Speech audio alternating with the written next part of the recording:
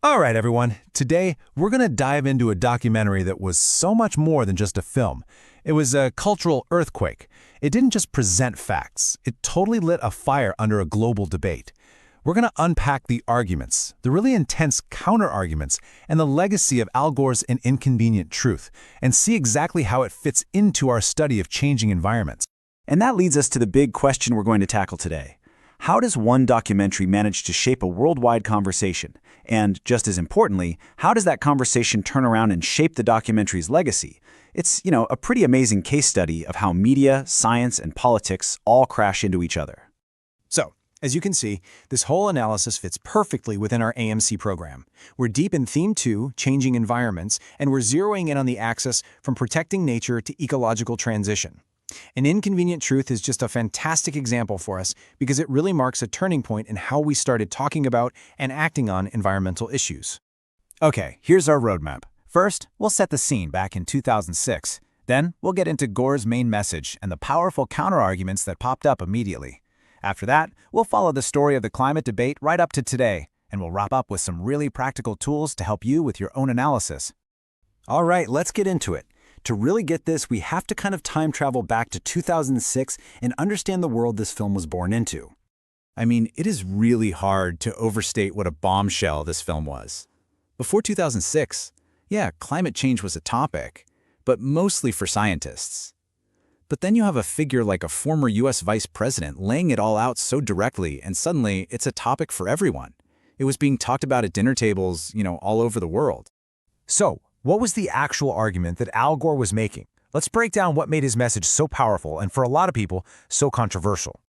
Gore's whole presentation was built on this really clear 1-2-3 punch. First, he laid out the science. Human CO2 emissions are making the planet warmer.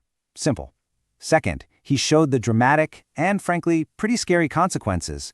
And third, he framed the whole thing not just as a problem to be solved, but as a deep moral duty for all of us. And just look at how simple this message is.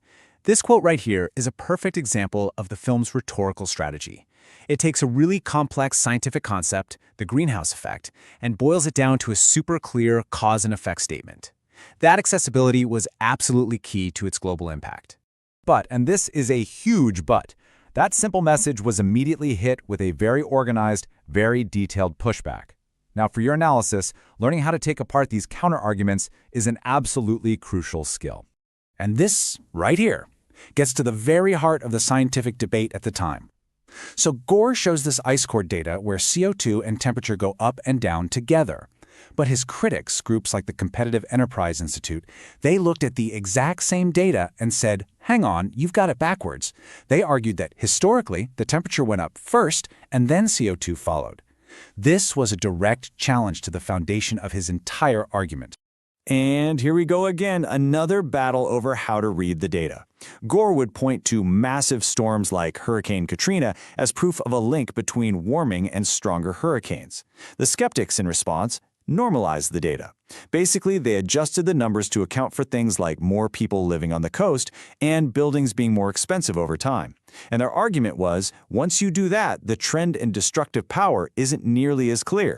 And the counter-narrative didn't just stop there. It was a point-by-point takedown.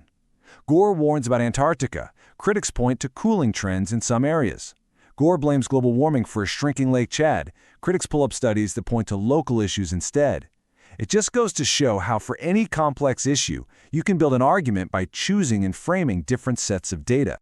So that intense debate from the 2000s, it's really evolved. Today, the conversation has mostly moved on from arguing about the science to demanding huge systemic changes. The focus has shifted from what you as an individual should do to what we as a society need to do together. This timeline really tells a story, doesn't it? The era of An Inconvenient Truth made the idea of a personal carbon footprint famous. But what's really interesting is that concept was heavily promoted by an ad campaign from the oil company BP. The movements we see today, though, like Fridays for Future and Extinction Rebellion, they've almost completely rejected that idea. They're not focused on individual lifestyle tweaks. They're demanding massive political and economic change. And when the action changes, the language changes, too.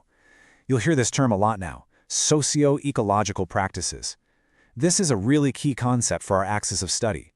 It basically signals a move away from just looking at CO2 molecules to a much bigger understanding that connects environmental problems with social justice, with economic fairness, and with the health of our communities. This new way of thinking is also changing education itself through something called eco-pedagogies. The idea is to move past just having you memorize facts about climate change. Instead, it's about empowering you through hands-on projects like citizen science so you can actually become part of the solution in your own communities. And this table gives us some really great concrete examples of that socio-ecological idea in action. You've got Fridays for Future, who frame the whole thing around intergenerational justice, the idea that my generation shouldn't ruin the future for yours. Then there's Extinction Rebellion, which practices prefiguration, basically trying to live out the better world they want to create. And then you have citizen cooperatives, which are all about taking power back from big corporations and putting it in the hands of the community. Okay, so this is all really interesting, but how do you actually apply all these ideas in your own analysis for the baccalaureate? Let's talk about a method for turning what you know into a really clear, effective argument. The absolute foundation for a strong analysis is the PEE method. Point, example, explain.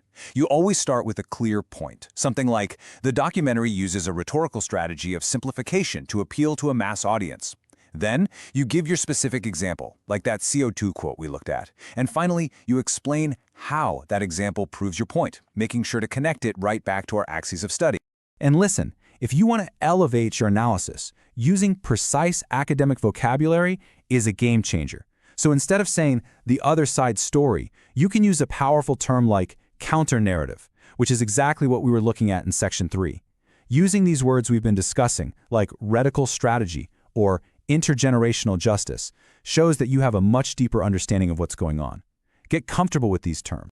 Okay, let's pull all these threads together and give a clear answer to that guiding question we started with. So, back to our big question, how did this documentary shape the conversation? Well, it was a massive catalyst. It didn't end the debate, not at all. If anything, it kicked off a decade of intense polarization. But out of that conflict, the conversation grew up. It evolved beyond a simple for or against a science argument into a much richer, more complex discussion about justice, community, and systemic change. And I'll leave you with this final question to think about. If the conversation is shifting away from just scientific facts and more towards social and political action, what does that mean for finding real solutions? What kind of new challenges and maybe new opportunities pop up when the debate isn't just about CO2 levels, but about power, about justice, and about community?